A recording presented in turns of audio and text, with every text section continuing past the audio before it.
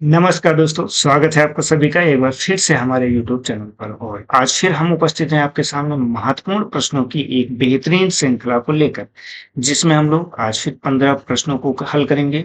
और ये हमारे भूगोल खंड से रहेंगे, ज्योग्राफी से देखेंगे। और ये आज हमारी 51 क्लास है। इसके पहले की सभी क्लासें आपकी डेली 15 एमसीक्यू की प्लेलिस्ट में उपलब्ध हैं, जिनको आप जरूर से जरूर कर लीजिएगा। इन्हीं से पूरी रिपीटेड क्वेश्चन है, क्योंकि ये सब पीवाईक्यू के प्रश्न है। तो दोस्तों, आप सभी बिल्कुल तैयार होंगे। इन 15 प्रश्नों में से कितने सही होते हैं जरूर बताइएगा। साथ में उस प्रश्न का भी उत्तर दीजिएगा जो आपसे आज की इस सीरीज में हम पूछ रहे हैं। तो आज का हमारा पहला प्रश्न है, सूर्य में मुख्य नाभिकीय ईंधन क्या है? हीलियम है, ऑक्सीजन है, हाइड्रोजन है या फिर नाइट्रोजन? जैसे कि पहले भी हमने आपसे बात किया है, तो उसमें मैंने आपको बताया था कि जो सूर्य होता है, सूर्य में न्यूक्लियर फ्यूजन के द्वारा, मतलब नाभिकीय संलयन के द्वारा वहां का ईंधन, मतलब वहां पे जो ऊर्जा है वो उत्पन्न होती है। अब जब नाभिकीय संलयन हो रहा है, तो जाहिर सी बात नाभिकीय संलयन में ईंधन की जरूरत पड़ेगी। तो ये कौन सी ईंधन हो जाएगा?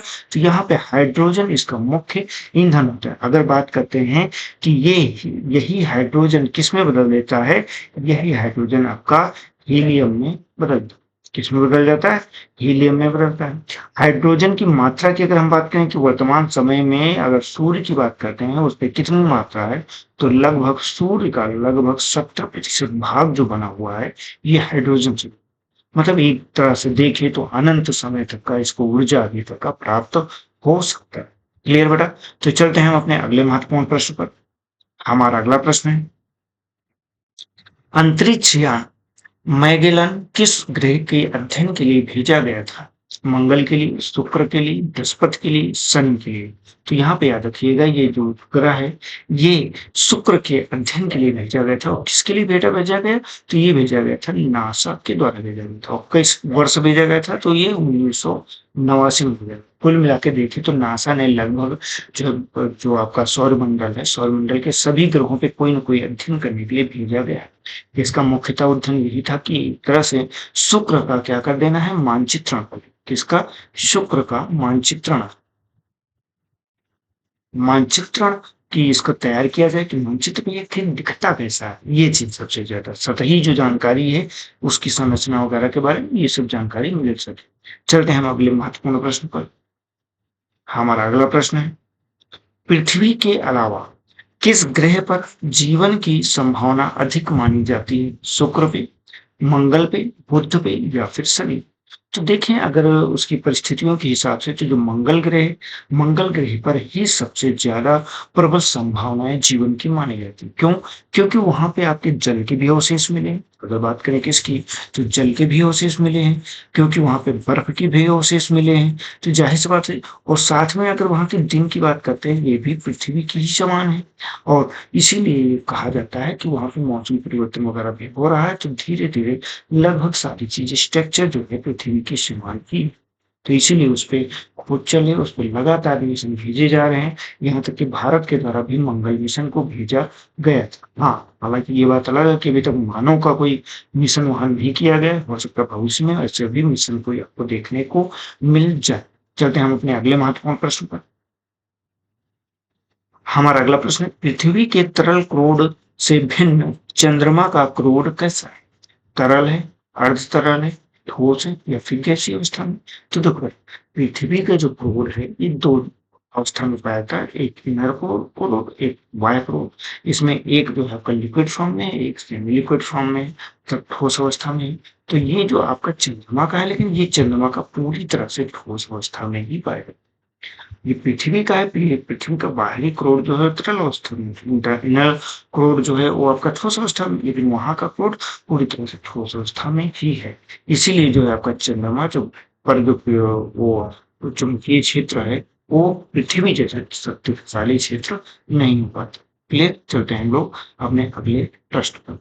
हमारा अगला प्रश्न है, जीवन के अस्तित्व के लिए सबसे उपयुक्त ग्रह कौन सा माना जाता है? शुक्र माना जाता है, मंगल माना जाता है, बुध माना जाता है या फिर यूरेनस माना जाता है? तो जीवन के अस्तित्व के लिए अभी हमने थोड़ी देर पहले ही डिस्कस किया, जो मंगल ग्रह है, मंगल ग्रह पे ही सारी चीजों के संकेत मिले हैं, इसलिए अस्तित्व के लिए सर्वाधिक उपयुक्त माना जाता है। हाँ, बस प्रश्न का थोड़ा सा पैटर्न चेंज है, इसीलिए प्रश्न आपके सामने दोबारा आ गया है। तो इस चीज को यहाँ पे समझ लीजिए। हम चलते हैं अगले महत्वपूर्ण प्रश्न पर। हमारा अगला प्रश्न, सुबह का तारा या संध्या का तारा किस ग्रह को कहा जाता है? बुध को, शुक्र को, मंगल को या फिर शनि को? तो यहाँ पे याद रखिएगा, ये मॉर्निंग में भी दिखे, शाम में भी दिखे, तो ऐसा कौन सा ग्रह है? तो आपका शुक्र ग्रह जो है ये पृथ्वी के निकटतम ग्रह है, और ये सूर्यास्त के बाद भी और सूर्यास्त के पहले दोनों ही अवस्थाओं में चमकीला पृथ्वी पर से दिखाई देता है। इसीलिए इसे सुबह का तारा और भोर का तारा और शाम का तारा भी कहा जाता है। क्लियर हो गए? क्लियर।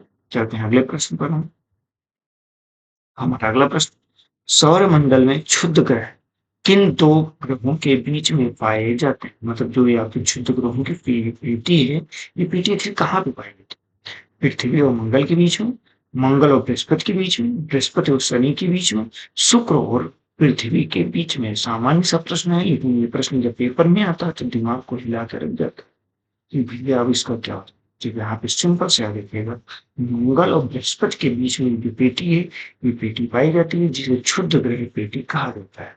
और इसमें क्या है, लाखों छोटे छोटे जो पथरीले खगोलीय पिंड हैं, यही पाए जाते हैं। कभी कभी ये रास्ता भटक जाते हैं और पृथ्वी पर आकर गिरते हैं, जो चलती हुई अवस्था में मिलते हैं।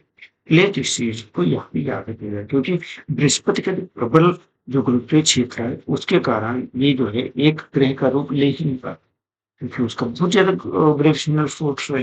तो इस चीज को समझने की जरूरत है। चलते हैं हम अपने अगले महत्वपूर्ण प्रश्न पर। हमारा अगला प्रश्न, मैकमोहन रेखा सीमा कहाँ बनाती है? भारत और पाकिस्तान के बीच में, भारत और चीन के बीच में, भारत और नेपाल के बीच में, या फिर भारत और भूटान के बीच में? दो देशों के बीच में सीमा हमेशा बनती है। तो किसके किसके बीच में मैकमोहन रेखा? तो ये आपको याद रखना है कि भारत और चीन के बीच की जो सीमा रेखा है, इंडिया और चाइना के बीच की सीमा रेखा को मैकमोहन रेखा कहा है। और खास कर अगर पूछा जाए कौन से क्षेत्र को, तो जो आपका अरुणाचल प्रदेश का क्षेत्र है, अरुणाचल प्रदेश, इस क्षेत्र के बीच की जो सीमा रेखा उसको ये चीज कहते हैं। आखिर इसका निर्धारण कब किया गया था मैकमोहन रेखा का? तो इस चीज को याद रखिए कि इसको 1914 में जो है ब्रिटिश समय जब चल रहा था, उसी समय शिमला समझौता किया गया था। उसके दौरान ये हेनरी मैकमोहन के द्वारा रेखा को निर्धारित किया गया था। लंबाई लगभग कितनी है? और उनका पूरा नाम क्या है? Henry McMahon. हेनरी मैकमोहन, इनके द्वारा दूरी कितनी है लगभग? तो दूरी आपकी 890 किलोमीटर है। इस रेखा को खींचा गया था। क्लियर बेटा? इस चीज को यहाँ पे याद रखना है। वहीं अगर बात करें, भारत इसे अंतरराष्ट्रीय सीमा मानता है, लेकिन अगर चीन की बात करते हैं तो चीन इसे अस्वीकार कर देता है, चीन इसे रेखा नहीं। क्लियर? तो हम चलते हैं अपने अगले महत्वपूर्ण प्रश्न पर। हमारा अगला प्रश्न, भारत के वे राज्य जो पाकिस्तान से सीमा बनाते हैं, कौन कौन से हैं? पाकिस्तान से बात कर रहा है, पंजाब है, हरियाणा है, राजस्थान या फिर गुजरात? दूसरे विकल्प पे चलते हैं, पंजाब है, जम्मू कश्मीर है, राजस्थान या फिर गुजरात है? तीसरे विकल्प पे चलते हैं, पंजाब है, हिमाचल प्रदेश है, गुजरात है या फिर कच्छ है? और इसके बाद आखिरी विकल्प पे चलते हैं, जम्मू कश्मीर है, उत्तराखंड है या फिर राजस्थान? तो यहाँ पे देखें, विकल्पों के हिसाब से अगर हम जाते हैं, तो वैसे अगर बात करते हैं तो जो पाकिस्तान है, पाकिस्तान से सीमा करने वाले भारत के 3 राज्य हैं। पहली चीज ये, कितने? 3 राज्य हो गए। 3 राज्य के साथ में आपके 2 केंद्र शासित प्रदेश। क्या हो गए? 2 आपके केंद्र शासित प्रदेश। तो इस तरह से अगर आप देखें तो कौन कौन से एज आपके हो जाएंगे, तो इसमें आपको याद रखना है, विकल्प के हिसाब से जाते हैं तो आपको पंजाब, जम्मू कश्मीर, राजस्थान, गुजरात हो।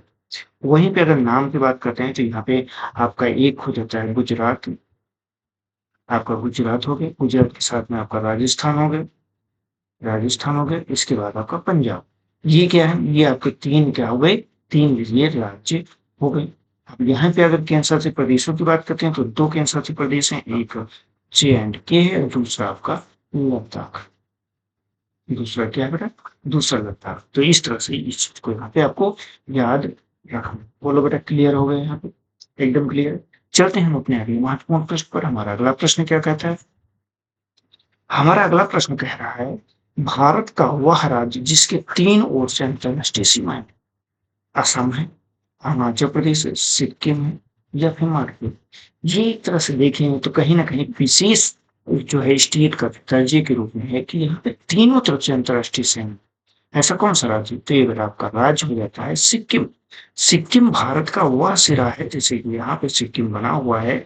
अब इस जगह पे क्या है, ये तीनों ओर से अंतर्राष्ट्रीय सीमाओं से घिरा हुआ है। जैसे उत्तर पूर्व की बात करते हैं तो यहाँ पे आपका चीन आ जाता है। चीन आपका उत्तर पूर्व में हो जाता है। इसके अलावा पूर्व की बात करते हैं तो पूर्व में आपका भूटान हो जाता है। भूटान हो जाता है। इसके बाद इसे इधर बात करते हैं तो इधर आपका नेपाल। तो इस तरह से देखें तो इस स्थान में यहाँ पे सिक्किम पाए गए थे। तो इसलिए इस चीज को यहाँ पे आपको याद रखें। क्लियर हो गया? चलते हैं हम अपने अगले महत्वपूर्ण प्रश्न पर।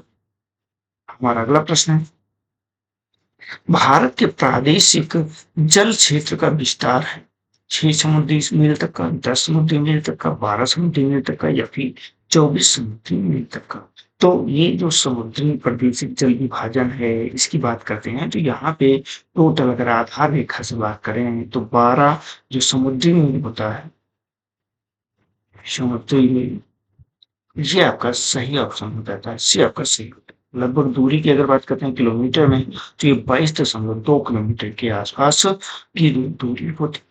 और सामान्यता अगर बात करते हैं, सामान्यता अगर इसको और एकदम स्पेसिफाई किया जाए तो 13.8 मील के आसपास होता है। कितना? 8 मील के आसपास हो जाएगा, 13.8 मील। इस क्षेत्र को ही संप्रभुता का क्षेत्र कहा जाता है।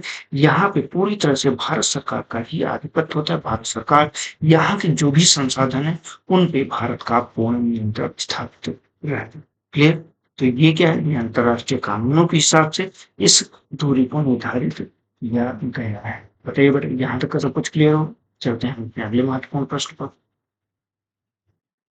हमारा अगला प्रश्न, निम्न में से कौन सी चोटी भारत में स्थित नहीं? कंचनजंगा, नंदा देवी, गुरुला मानधता है, या फिर कामेत है?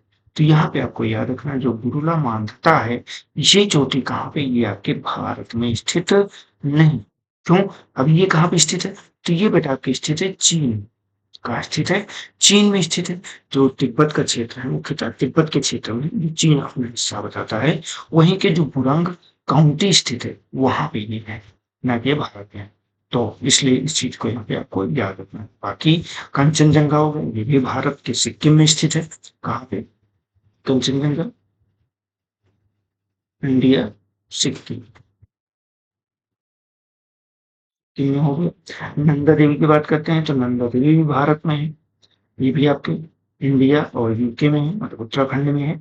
और वहीं पे कामेत की बात करते हैं तो कामेत भी आपके इंडिया में ही है, और इंडिया में भी कहाँ पे, ये भी आपके जो है यूके में ही पाया जाता है। ये तो यहाँ पे कोई भी चीज याद रखें। हम बढ़ते हैं अपने अगले महत्वपूर्ण प्रश्न पर। अगला प्रश्न है, मध्य भारत की पहाड़ियों पर पश्चिम से पूर्व का क्रम क्या है? कहाँ से पूछा? पश्चिम से पूर्व की तरफ पूछा। पहले विकल्प पे बात करते हैं, सतपुड़ा है, महादेव है, महाकाल है, या छोटा नागपुर। वहीं पे बी विकल्प है, महाकाल है, सतपुड़ा है, छोटा नागपुर है, या फिर महादेव है। तीसरे विकल्प की बात करते हैं तो महादेव है, सतपुड़ा है, छोटा नागपुर है, या फिर महाकाल है। इसके बाद बात करते हैं तो सतपुड़ा है, महाकाल है, या फिर महादेव है, छोटा नागपुर बड़ा है। तो इसमें मुख्यतः अगर बात करते हैं तो वेस्ट टू ईस्ट की बात करता है, मतलब यहाँ पे ईस्ट हो गए, यहाँ पे वेस्ट, तो यहाँ पे इससे इस क्रम में हमें बताना। तो सामान्यतः बात करते हैं तो यहाँ पे सबसे पहले आपका कौन सा आ जाता है? पहला विकल्प ही सही है। सबसे पहले सतपुड़ा आ जाता है, फिर महादेव आता है, फिर महाकाल आता है, फिर छोटा नागपुर पहाड़ आता है। इस तरह से ये पूरी श्रृंखला को बांटा गया। क्लियर हो गए? हम बढ़ते हैं अपने अगले महत्वपूर्ण प्रश्न पे। हमारा अगला प्रश्न है,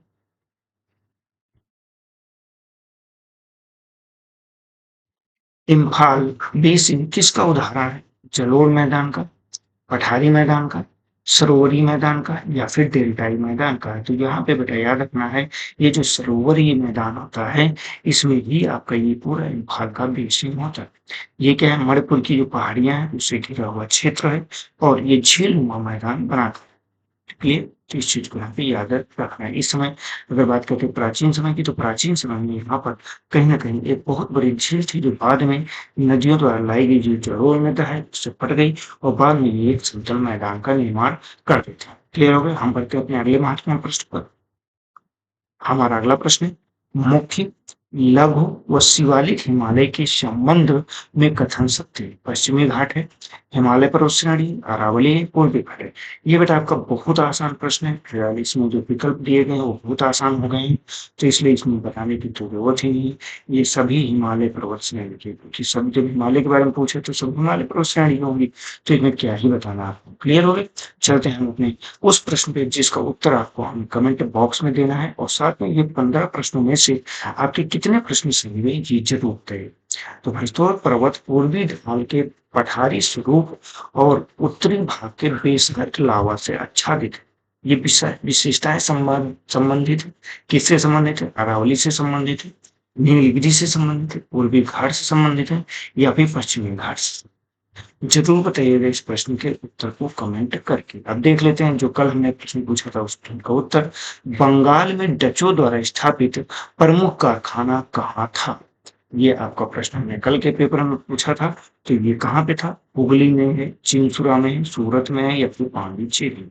तो जो डचों द्वारा स्थापित किया गया था बेटा, ये चिंसुरा में था, और चिंसुरा में ही इसको जो है हुगली नदी के तट पर स्थापित किया गया था। यहाँ से मुख्यतः जो है जो मसाले होते थे, मसाले और वस्त्रों का व्यापार का केंद्र के तौर पे इसे डचों के द्वारा स्थापित किया।